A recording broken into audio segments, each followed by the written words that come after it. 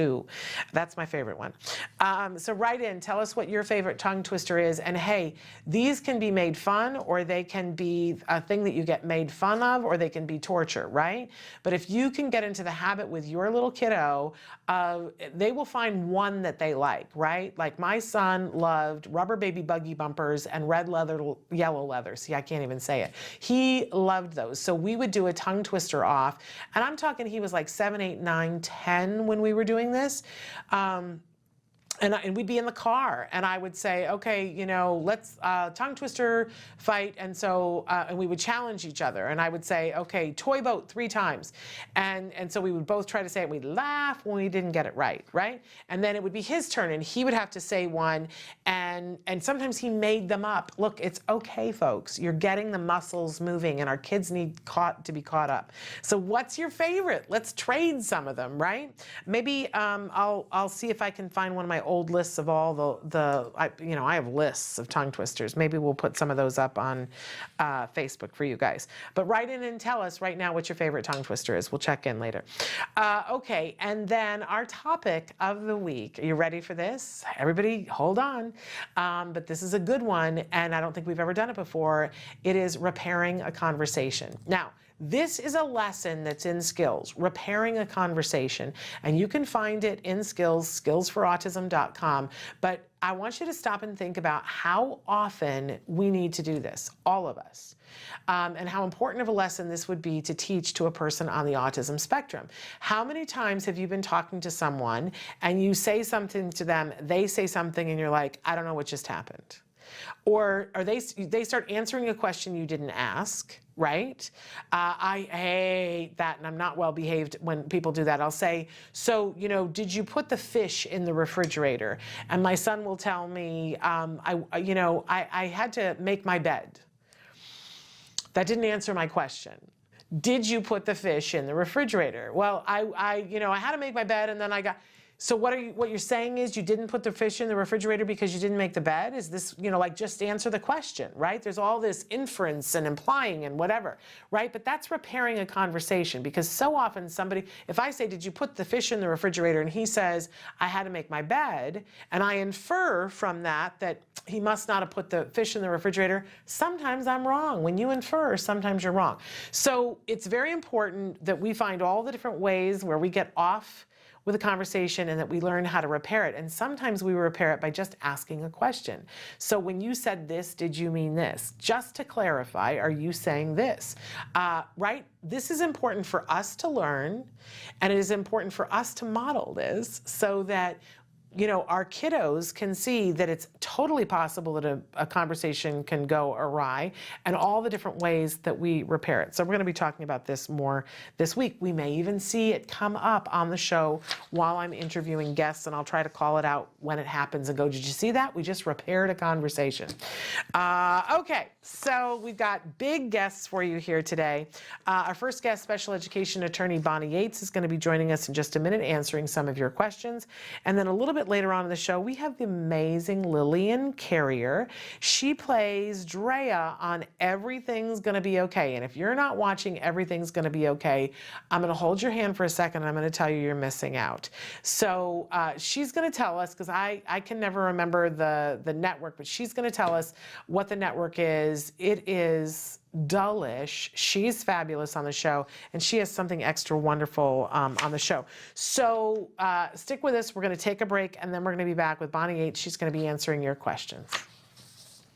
Hey, I'm Candace Cameron Bray. Tom Bergeron. You're watching Autism Live. And you're watching Autism Live. And you're watching Autism Live. You're watching Autism Live.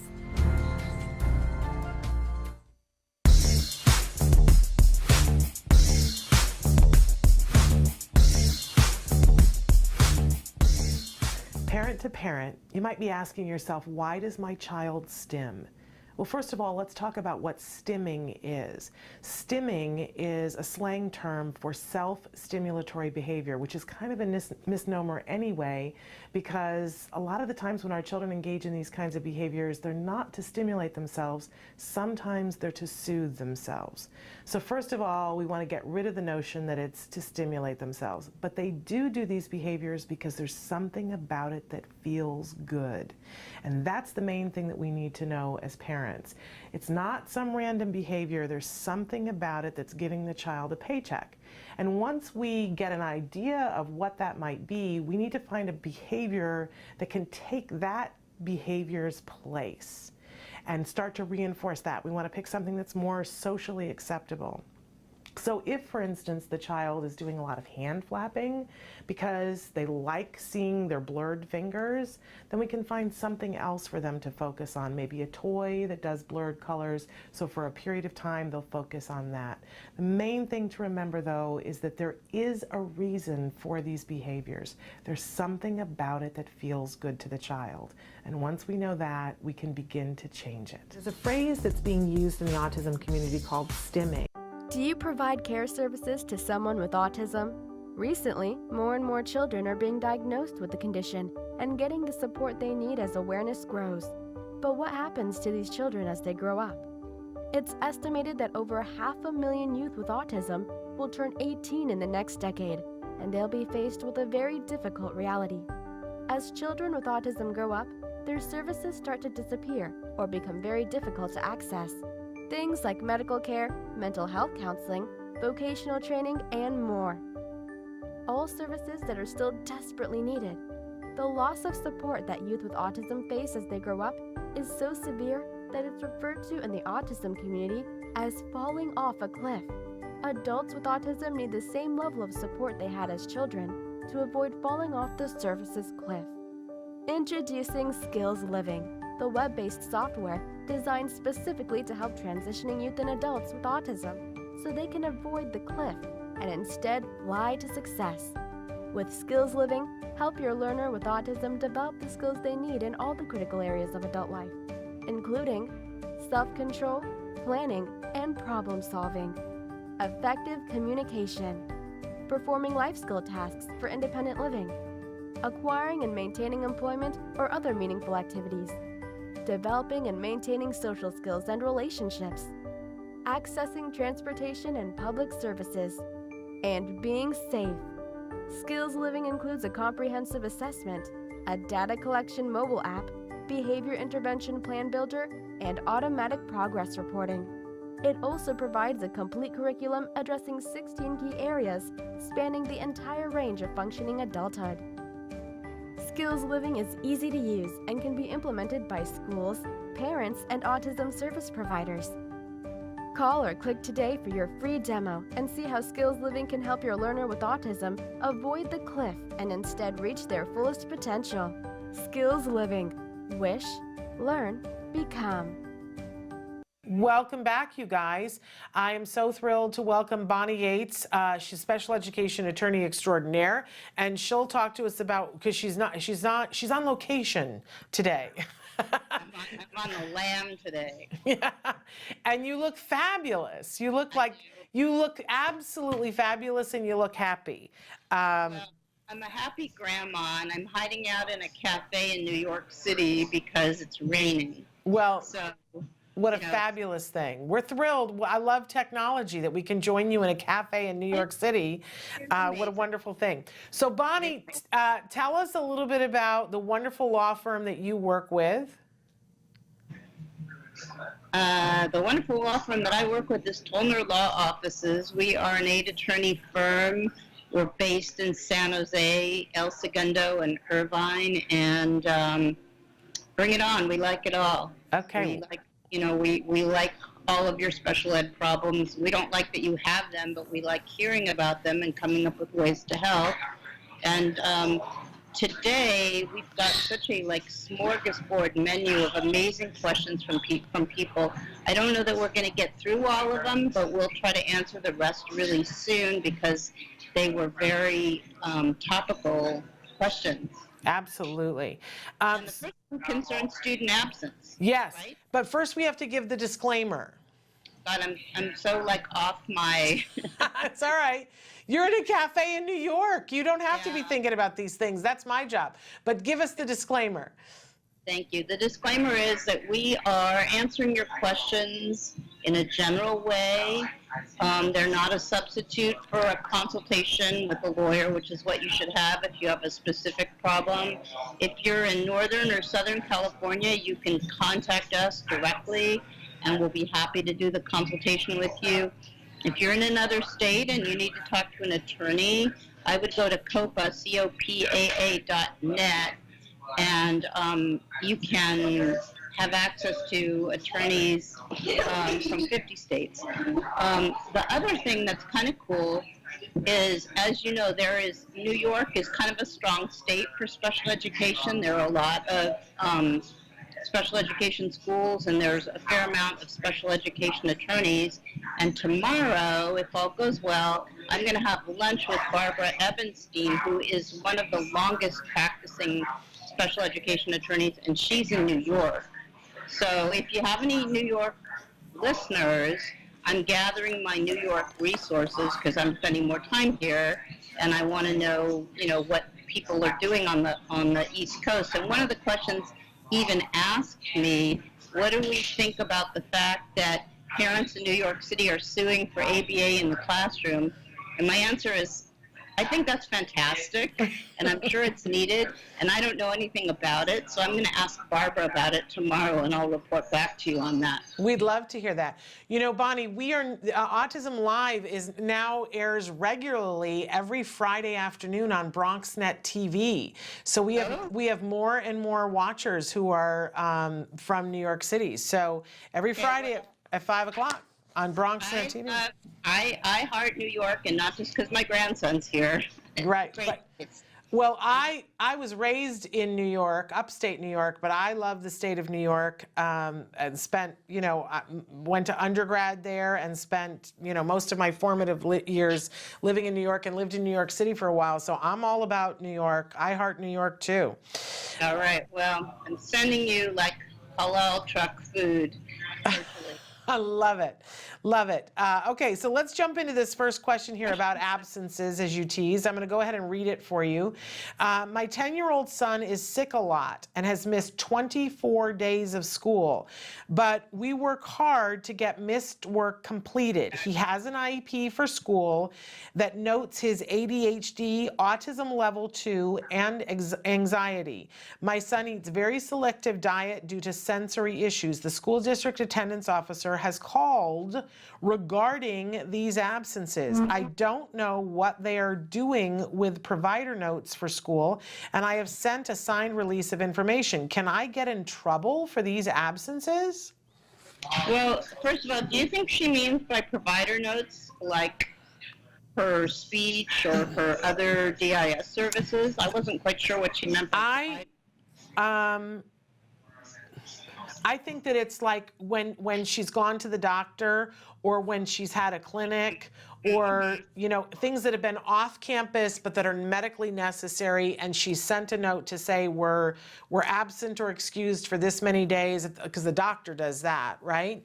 That she has documented all of those things, and she's like, I don't know if those aren't, I think the way I read it, she's saying, I don't know if those have not gotten to the truancy people. I think that's the correct interpretation. Okay. First of all, he needs an accommodation that says that, because of his disability, he's going to have to miss school sometimes. And when he does, that there's a provision that makes it easy for mom to get the work and make up the work. I mean, mom or dad gets the work so he can make up the work. You can't be penalized by reason of your disability if your disability causes you to miss school. I mean, think about kids that are in home hospital, right? I mean, but what you have is you have a concern on the part of the state that people are being kept out of school for the wrong reasons. And so in California, for example, if you're habitually truant, they actually turn your case over to the district attorney, and the district attorney will initiate a student attendance review board proceeding against you, and if the parents are found to be, in violation of the standard, they can be charged with a crime. Now, I think that probably doesn't happen very often. I think probably what happens instead is the parents are put on a better attendance protocol. But for this student who has documented health issues and disabilities, I think you have to get something written into the IEP and know if she's keeping him home because he's sick for legitimate reasons, she can't get into trouble about this. But it sounds as if, sometimes what happens is that the machine just sort of cranks on, as it always does, and it doesn't take into account that there's actually something specific. and different going on here that justifies the absences. Sounds like she's getting documentation, and as long as she has all her provider notes and stuff, she's in good shape.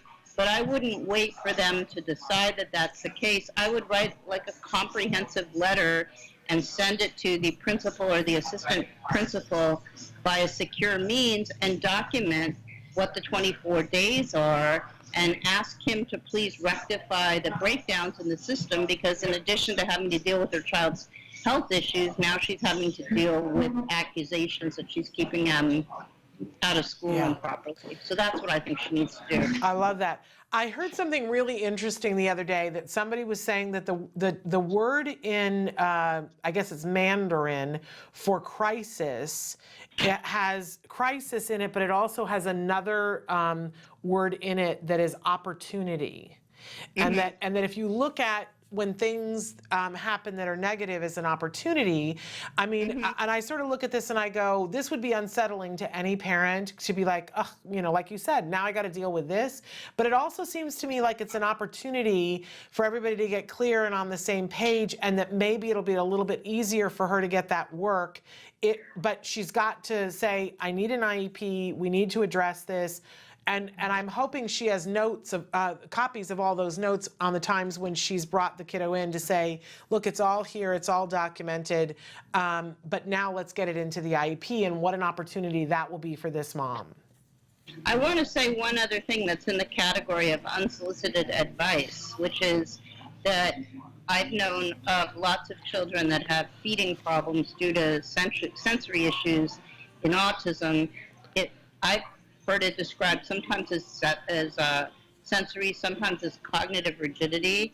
But I know that CARD invented one of the first feeding programs that deals with the whole issue of kind of food rigidity, and for nutritional reasons and other reasons, if there's any way of introducing a program like that, that would seem important to me. Absolutely, I would agree. You know, we have a regular here on the show, Dr. Doreen Grandpichet, the founder of CARD, and she happens to be an expert in food selectivity that deals with sensory issues, and is in a wealth of knowledge which is shared throughout CARD therapists. So thank you for reminding us about that, Bonnie. Shall I move on to the next question? Yes. Okay. Sure. Next question is, my son eloped from his school while under the care of a one-to-one. It was 10 minutes before pickup, so I happened to be parked in the carpool lane.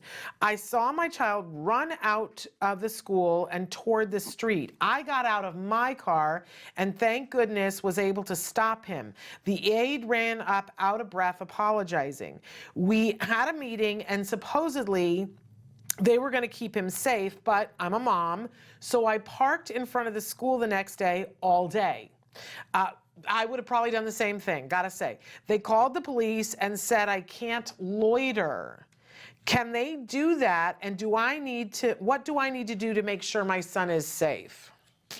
Okay, so this is one of these things that's like, how should I pull out my hair, you know? I mean, first of all, my sort of literal mind was like, well, what do the parking signs in front of school say? They probably don't say, like, you can't loiter here. Yeah. The school is trying to shift blame from themselves to the mom, and that's really unfair. They should be polite to her because she's cooperating with them in a situation where they're handling the situation. She needs to document that they are not managing his elopement, and she needs to ask for an emergency IEP, even though there's really no such thing as an emergency IEP. She should say that it's, you know, urgent that they meet because there's a real concern about his safety and his life. The other thing she can do, you can check the board policies for your district. You can probably file a complaint, a uniform complaint with the superintendent, and describe how this is being mishandled. Also, your school board meets usually once a month. You can get put on the agenda and you can talk to the school board about how this is being mishandled. And I would also go to the PTA. But if this mom is having to park herself in front of school to make sure that her student isn't going to be potentially life endangered, this is a very bad situation. And what I would ask them is, well, what would you do if it were your child? Wouldn't you be doing the same thing? Yeah. They need to put themselves in her shoes, and let's sit down together and work out a way to deal with this elopement. There's always a way, as opposed to blaming the mom and threatening her with some parking infraction. I mean, it's like so ridiculous. It's almost insulting. Right. Bad call, district. Yeah, no kidding. Okay, I think we've got time for one more here. My son with ASD has made tremendous progress thanks to intensive ABA. He was in TK, for those of you who don't know, that's transitional kindergarten this year without an aide and did fine. We're about to go into his IEP for first grade. It is not a triannual. What should we be asking for accommodations? I'm always afraid I'm missing the thing that would help him because I don't know what it is. He is very smart, has some vocal stereotypy, and gets off task easily, but always manages to get his work done. He needs to work on keeping focus for longer periods of time and being social on the playground. So I heard vocal stereotypy, attention, and social. Yeah. So I mean, you can have accommodations for those things, but you might be better off having goals. You might be better off having an attending goal, a social skills goal that would then be backed up by curriculum. And then I'm not sure how they would target the vocal stereotypy, but that seems like it would be something that the behaviorist, the BCBA, and the speech and language specialist would want to collaborate on. So I would say make these things target areas and plan some kind of intervention for them that'll be useful. If you want to look at accommodations, I mean, you can just Google, accommodations for, and then you put, the age of your child and the disability, and believe it or not, the internet will spit out 1 million accommodations. The problem with the accommodations is, unlike services, the accommodations are not really assigned to a particular responsible person, and there's a good chance a lot of the time that they don't get implemented because they're not really measured. We don't collect data on them, so I'd be a little reluctant to assume that accommodations could solve the problem. What do you think, Shannon? I love that you're putting it in this way because I don't know that I've structured my brain in this way because you're saying, it's that way on the IEP, but I don't know that I've ever thought about it this way, that there are the goals, right? And there are the accommodations. And as you said, the goals are well defined and somebody's responsible for doing them. I think the thing is that parents often don't feel, because we go to the IEP and they spit out the goals as if they are in concrete and that we can't add or detract from them. And then they say to us, did you want to add anything on the accommodations page? So, so I understood completely why the parent was wording it this way. But when you said it the other way, I was like, gosh, we don't often think about the fact that we can have input into the goals, which are measurable. We're so afraid that we're going to miss something on the accommodations page because that's how the school leads us. Right. Well, so here's the other thing. Every goal is supposed to have a baseline. The baseline has to be measurable for the goal to be meaningful. If you don't know where you're starting out, you can't measure progress in a year's time. And I think accommodations are fine, but if something's an important problem, it needs to be a goal. It seems to me that the verbal stereotypy is a problem because it makes him stand out. The attention's a problem because he's not going to do as well in his work. And wasn't the other like social skills on the playground? Yeah. Mm-hmm. We want him to have friends. So just accommodating his environment or modifying his environment isn't going to move him along in the way that we want him to move along, and that's why I'm suggesting a goal. I think you're right. Parents are always entitled to have input into the goals. The goals are very important. They drive services, and the parents have a unique view of their child that needs to be incorporated into the larger process because they aren't educators, but they know their child very well. Yes. And I will say this, that in the past, not that long ago, you did a show or a series of shows with us where you went through what some accommodations could be for dyslexia. And it was so eye-opening about all the different things, the accommodations that are available. So if people are like, "Ooh, I'm afraid I'm missing out in terms of accommodations," I would encourage you to go back and watch those episodes with Bonnie where she goes through a really long list of accommodations that I was like, I didn't know you could ask for that. And that was really helpful. But I think in this instance, and the things that they quoted, you're absolutely right. These are things that have to be built in as a goal. Maybe they want to talk to their ABA provider. I always encourage people to look at Skills. Skills has, you take an assessment for your child, and then it basically tells you, here are the things that this child should be working on, and all of those things have an IEP benchmark in with them. And even if you picked 5 of them and said, these are age appropriate and skill appropriate for my child, are these included in my IEP? You'd be so far ahead of the game. Well, so, I know we're running out of time, but I wanted to say districts oftentimes will say, like, well, we're going to do that anyway, even though it's not written into the IEP, but if it's not, there's no accountability. And I've had former school people, I work with one, she's an advocate now, she used to be a teacher, and she said, they're never going to do that consult that they write into the IEP, and they don't care about I'm sure they care, that's not fair, but they aren't going to necessarily be beholden to the accommodations because they feel like nobody's going to really be able to tell whether they were ever done or not. Well, there's no accountability. There's no built-in accountability, so of course not. All right, do you have time for one more? I'm going to squeeze in one more if you've got time. Okay. So, because I really like this question, who really decides what is FAPE from the school end? I want to know because I really like our principal, but she's always telling me her hands are tied and it's all the district. And this person says, am I being played? What do you think, Bonnie? Well, let's take LA Unified. Any major decision about services is made by functionaries that are higher up and outside of the IEP meeting, and LAUSD does things like, let's have our campaign be any kid that has full-time classroom autism, we're going to reevaluate that program every year and take it away.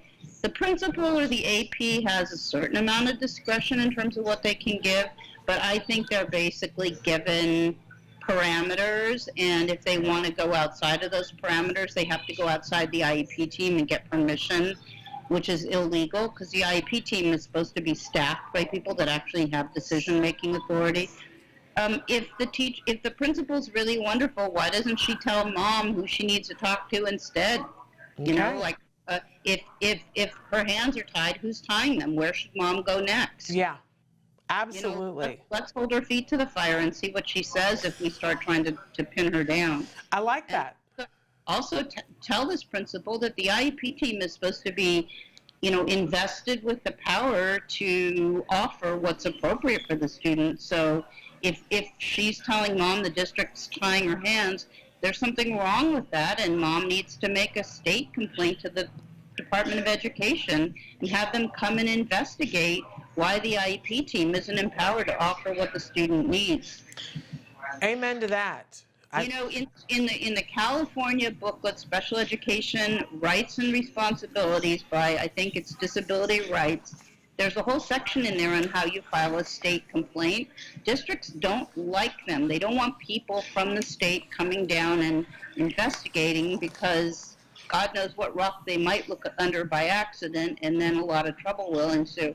Yeah. So the state complaint is a remedy for parents that doesn't cost a lot of money, doesn't have to cost any money, and districts don't like them. They even don't like it when I say things like, you're late in getting me records, so I'm going to file a state complaint. That usually gets me the records because they just don't want the oversight. Right. So consider that as a possibility. Okay.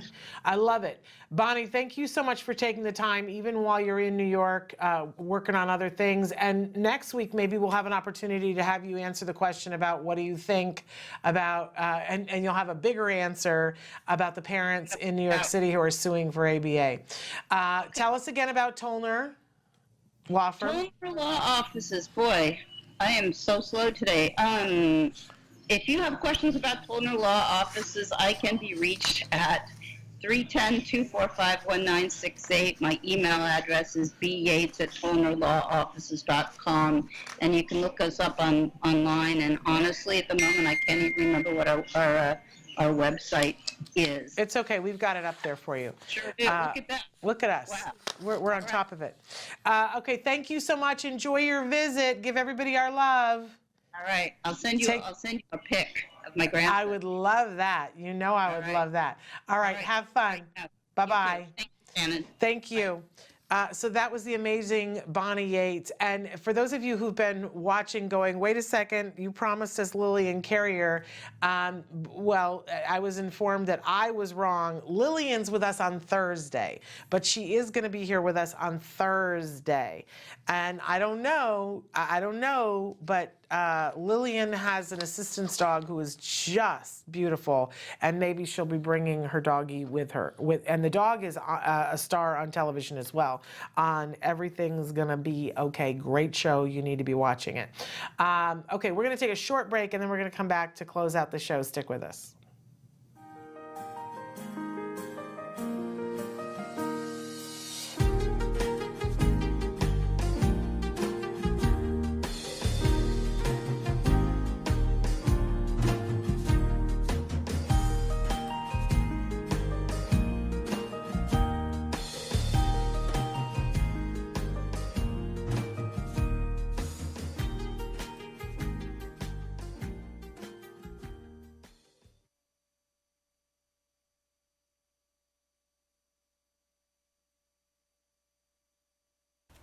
Hard times lead to good choices. Many times you're going to find out that change is coming and it's not something that you like to see. Things sometimes just don't work. Sometimes you have to put your child in a new school.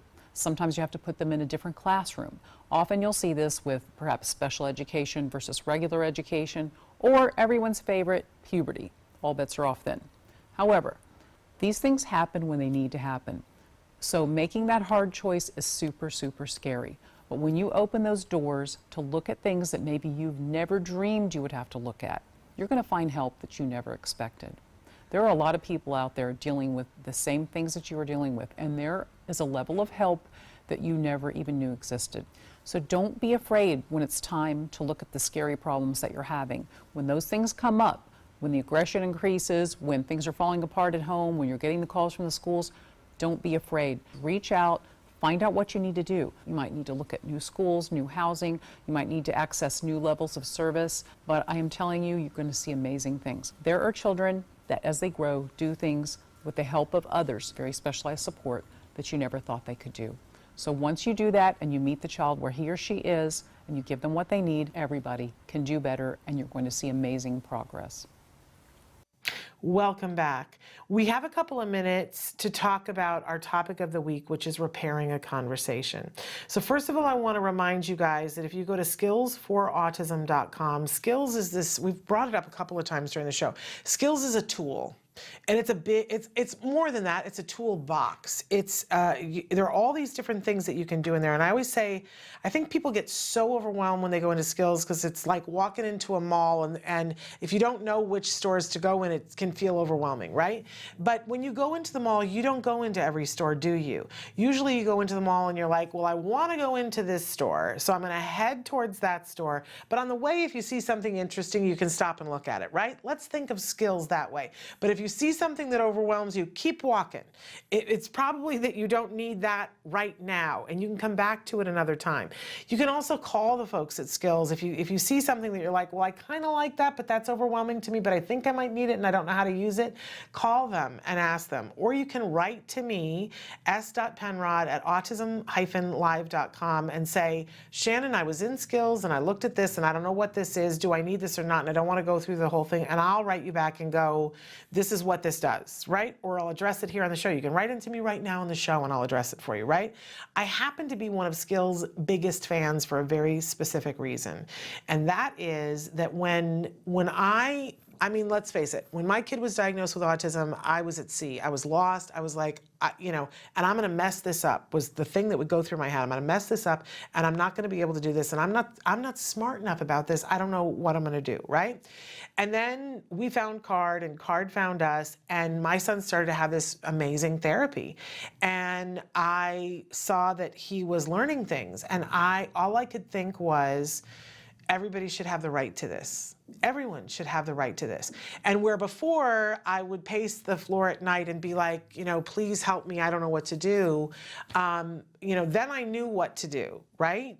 But then my sometimes pacing the floor was, I was like, what about, and it always for me, I don't know why, was what about the mom in Kansas who doesn't live where I live, who doesn't have the funding for what I have, who doesn't have a CARD office near her? It was always a mom in Kansas. I don't know why.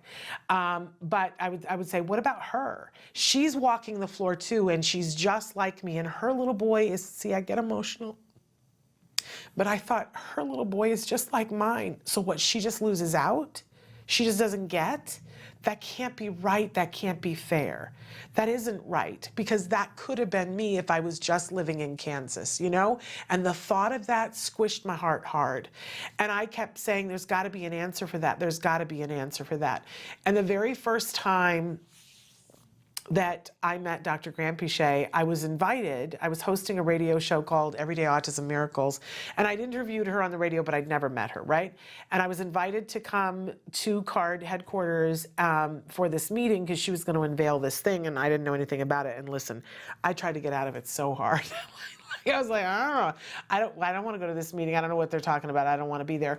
And when I got to CARD headquarters, there were all these big fancy cars, and I was like, what is happening? And I was driving my little Saturn that I didn't have paid off. Let's be real here, right? And there were people who had BMWs, and I was like, who are these people that I'm here with?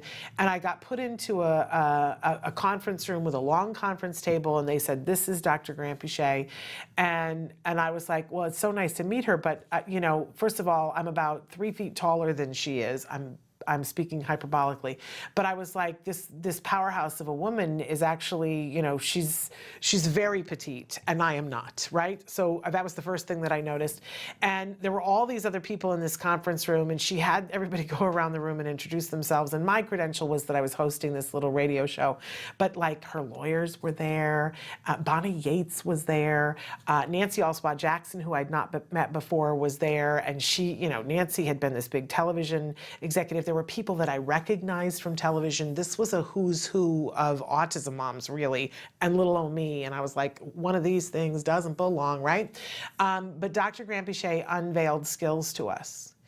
And it was clear to me in the first 5 minutes, I was like, this is the thing that I have been praying for, that mom in Kansas now has a way to get access, not the complete access, because she doesn't have the therapist, but if she has a mind to, they have a way to train therapists, an online tool to train the therapist to be able to do the curriculum, she could do it. It's going to be harder, but at least she's got access. If she's got the internet, she's got access. And that, for me, had me so excited, because it was the answer, right? It was an answer. And skills over the years has grown, and it does a whole lot of things for a whole lot of people. So you can go in, and I don't know if they're still doing the free trial. There's a new person who's running skills, and I've got a meeting set up with him to talk about whether they're still doing that. But call them and nag them and say, Shannon said to give me a free trial for 14 days that you used to do that. Call them, nag them, and say that I sent them. They'll appreciate that. They'll because they know I'm on them all the time because I'm their biggest fan, right? But the thing about it is that, so first of all, there's an assessment, and you take the assessment as a parent. And by the way, they did a study on it to see if parents taking the assessment was as effective as having, a professional take the assessment. And guess what? We're just as effective. And it's a long assessment, right? And it can be overwhelming to take it. But I got to tell you, it's one of the biggest, richest investments in your child that you can do. You're not going to be able to do it overnight. And I've been saying for a while that I want to do a whole video about how to take the assessment, because, go and get the reinforcer that's important to you, whether it's, the bubble bath, and put the bubble bath stuff there at the table in front of you. For some people, it's a bottle of wine. I'm not a wine drinker. drinker, but maybe it's a piece of cheesecake and it sits there in front of you, and just set yourself a goal of, I'm going to do 10% of the cognition curriculum today.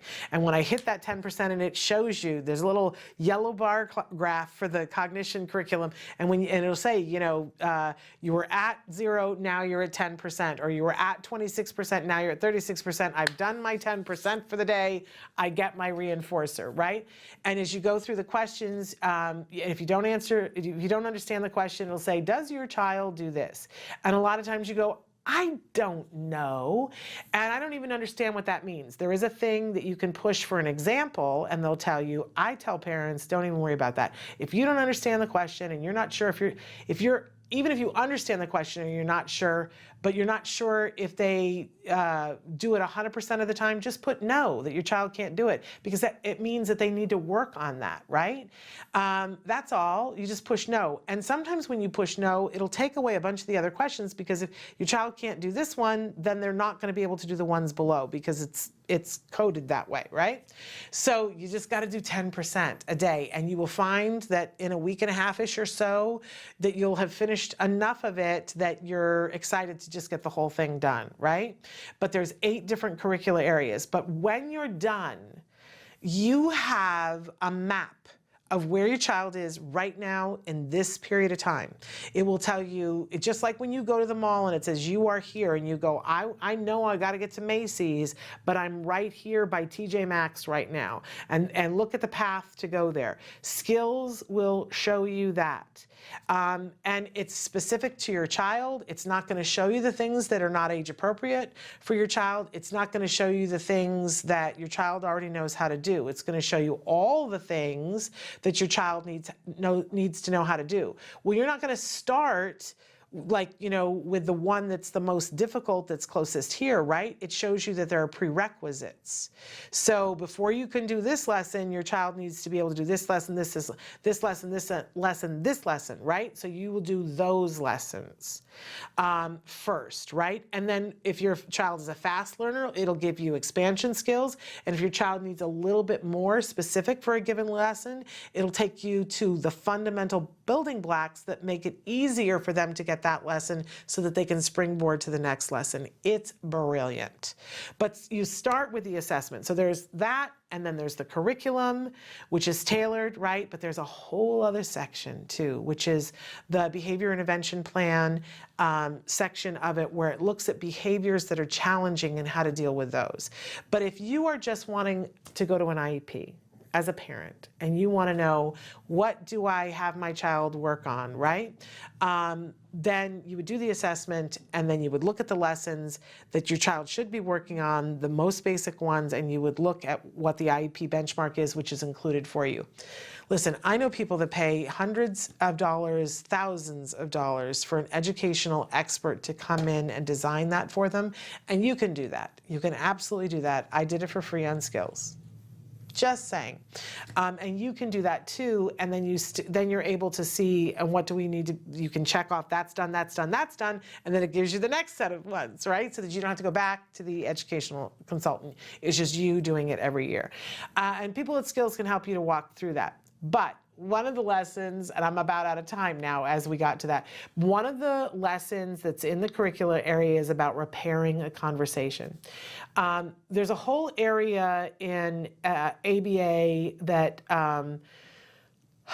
it's considered the more experimental end of things, and not all behaviorists necessarily work in this area, but CARD does. CARD's cutting edge in this area, and that's the thought processes that are inside. There are some behaviorists that go, well, that's not behavior, your thoughts are not behavior, and so we don't deal with that. I just don't even know how to talk to those folks, because what you think becomes what you say, becomes what you do. I live by that. I think that, and there are a bunch of behaviorists that say that what you think, those are inner events. That is behavior. Because if every morning you wake up and you think, I'm a piece of crap, your day is going to go different than every day if you wake up and you think, I'm spectacular. Your day will go differently, right? Can we all agree on that? We can't get behaviorists to agree on that. But card says that those inner events are important and shape your life and what you do and how you feel about it and how you feel motivated to do it. So one of the things that they have a whole bunch of lessons that are in the cognition curriculum and the executive functions curriculum and in the social language curriculum that have to do with these things. And one of them is repairing a conversation and understanding in social language that when I'm talking to you and you're talking to me, that sometimes it doesn't gel right. And there's a whole lesson about recognizing it, and it teaches you skills about what to do to repair a conversation. There's even a lesson in ending a conversation. I have been working on that for a few years, and I'm not perfect, but I am working on the lesson. And I find that I'm doing better because I'm working on it. I want you to know that a lot of times people go, oh, well, these are just lessons for 3, 4, and 5-year-olds. No, these are lessons for all of us, especially these higher end inner, the cognition, the executive functions, social language. There's a lot of stuff in there that I, as an adult, have benefited from just reading through them. So if you are an individual who's an adult on the spectrum, it might be worth it to read through those. But repairing the conversation helps a lot of things. It's a pretty amazing thing. Traven says we're out of time. I want to thank you guys for being here. Let's go over who is here this week because I was telling you who was on the show that wasn't. So tomorrow we have a best of episode.